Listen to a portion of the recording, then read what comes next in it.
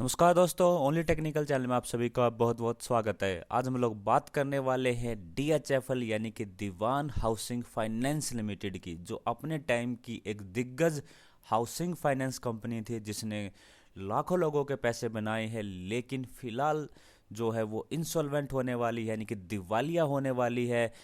लेकिन फिलहाल जो जो ये न्यूज़ में है, बेसिकली इसके अंदर जो दो बड़े ग्रुप हैं, एक है इंडिया का पिरामल एंटरप्राइज, जो आप जानते हैं अजय पिरामल जी की कंपनी है, इंडिया का एक दिग्गज जो है हाउस है, कॉरपोरेट हाउस है। और दूसरा जो इसके अंदर इंटरेस्ट जो शो कर रहा है वो बेसिकली है हमारा ओक्ट्री कैपिटल, जो यूएस बेस है, जो इनफैक्ट वर्ल्ड की जो नंबर वन कंपनी है जो ऐसे जो डिस्ट्रेस जो सिक्योरिटीज़ होती है यानी कि जो इंसॉल्वेंट सिक्योरिटीज़ होती है उनको उनके अंदर ये इन्वेस्टमेंट करता है।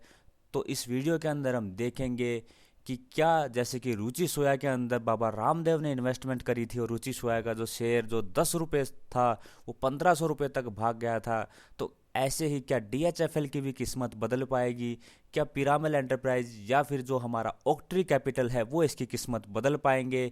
देखते हैं इस वीडियो के अंदर। बने रहिएगा मेरे साथ ओनली टेक्निकल चैनल पर। अगर दोस्तों आपने मेरा चैनल अभी तक सब्सक्राइब नहीं किया है तो ऐसी इंपॉर्टेंट वीडियो पाने के लिए प्लीज़ मेरे चैनल को सब्सक्राइब कीजिए। तो चलिए सीधा चलते हैं उस न्यूज़ के ऊपर, जिसकी वजह से जो इन्वेस्टर है उनका दोबारा से DHFL के अंदर जो इंटरेस्ट है वो दोबारा से उनका रेज हो गया, इंक्रीज हो गया है।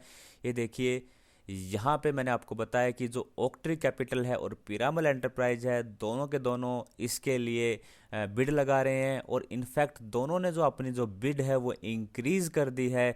इसका मतलब ये जो दोनों हैं इतना ईगर हैं इसके लिए, जो बाई करने के लिए, कि दोनों जो आपस में एक तरीके से बिडिंग वॉर के अंदर चले गए हैं। ओक्ट्री कैपिटल एंड पिरामल एंटरप्राइज यानी कि DHFL की हो सकता है, जैसे कि बाबा रामदेव जी ने रुचि सोया को एक्वायर किया था और उसकी जो किस्मत बदल गई थी, 10 रुपये से वो शुरू हुआ था वो शेयर और वो 1500 रुपये तक गया था। ऐसे ही हो सकता है क्योंकि DHFL अब स्ट्रॉन्ग हैंड्स में जाने वाला है और हो सकता है कि 15 जनवरी तक जो इसका डिसीजन भी हो जाएगा, यानी कि हमें बहुत लंबा भी वेट नहीं करना है।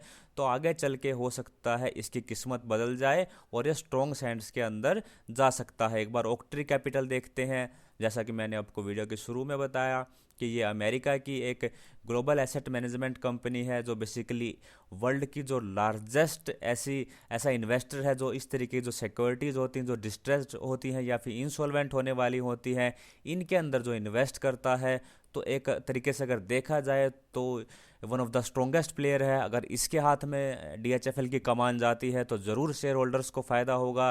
दूसरा जो है इसके लिए, जो दूसरा जो बिल्डर है वो है पिरामिल ग्रुप। पिरामिल ग्रुप भी इंडिया का शानदार ग्रुप है। 1984 के अंदर इस्टेब्लिश हुआ था। इसके जो फाउंडर हैं या इसके जो फिलहाल जो ओनर हैं वो हैं अजय पिरामल। आपको पता है हेल्थ केयर सेक्टर के अंदर, बेसिकली फार्मा सेक्टर है, फाइनेंशियल सर्विसेज या फिर रियल एस्टेट है, इसके अंदर पिरामिल जो ग्रुप है वो शानदार तरीके से काम कर रहा है। यानी कि जो दोनों जो ग्रुप हैं, चाहे पिरामल खरीदे या फिर ओक्ट्री कैपिटल खरीदे, दोनों केसेस में DHFL को फ़ायदा होने वाला है। अगर DHFL का हम परफॉर्मेंस देखें तो पिछले एक महीने के अंदर ये 103% का रिटर्न दे चुका है, यानी कि ऑलरेडी इसने आपके पैसे को डबल कर दिया है।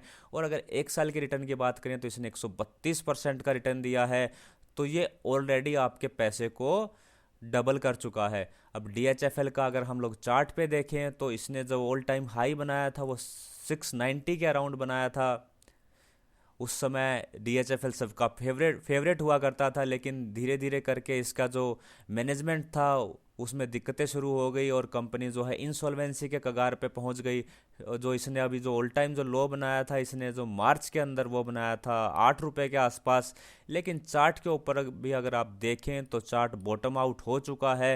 ये जो ट्रेड लाइन है नीचे, जो पिंक कलर की लाइन, ये सपोर्ट का काम कर रही है। यहाँ पे आप देख पा रहे होंगे एक असेंडिंग ट्रायंगल पैटर्न बना था, उसका इसने ब्रेकआउट दिया था 18 के ऊपर।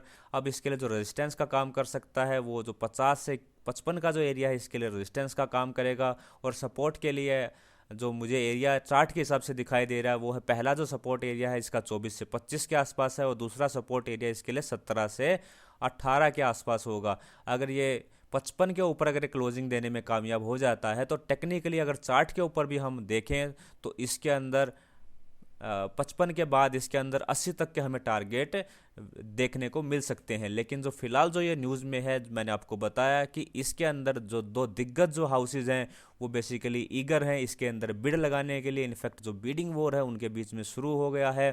तो आप इसके अंदर एक बार रिसर्च ज़रूर कीजिएगा। मैं आपको खरीदने की एडवाइस बिल्कुल नहीं दे रहा हूँ, लेकिन आप इसके अंदर रिसर्च ज़रूर कीजिएगा, एक बार देखिएगा। अगर आपकी स्ट्रेटजी में कहीं ये फिट बैठता है तो आप इसके ऊपर ज़रूर से ज़रूर रिसर्च कीजिएगा। वीडियो देखने के लिए आप सभी का बहुत बहुत धन्यवाद। Thank you.